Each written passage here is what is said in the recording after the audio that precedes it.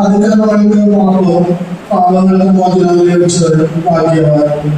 കർത്താവ് കുറ്റത്തിനും ഹൃദയത്തിൽ വഞ്ചനയില്ലാത്തവരും ഭാഗ്യവാൻ. ഞാൻ പാപങ്ങളിലേക്ക് പറയാതിരുന്നപ്പോൾ ദിവസം മുഴുവൻ കഴിഞ്ഞ് എന്റെ ശരീരം ക്ഷീണിച്ചിട്ടുണ്ട്. രാവും പകലും അങ്ങയുടെ കരം എന്റെ മേൽ പതിച്ചിരുന്നു. വേനൽക്കാലത്തെ ചൂടുവെള്ളുന്ന പോലെ എന്റെ ശക്തി കഴിഞ്ഞുപോയി. എന്റെ പാപം അവിടുത്തോട് ഞാൻ ഏറ്റുപറഞ്ഞു. എന്റെ അകൃത്യം ഞാൻ മറച്ചു വെച്ചില്ല.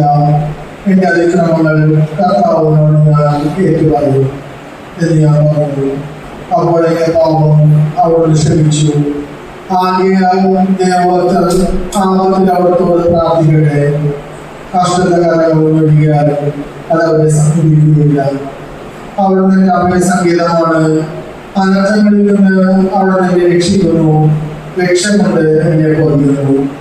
ഞാൻ നിന്നെ ഉപദേശിക്കാം, നീ നടക്കേണ്ട വഴി കാണിച്ചു തരാം.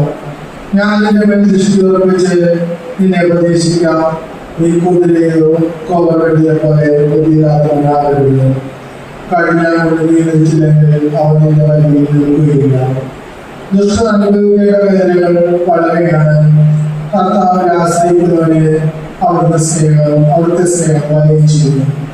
നീതിമാന്മാരെ കർത്താവിനെ ആരാധിക്കുകയും പരമാർത്ഥത്തിലെ ആരാധിച്ച് ആർക്കും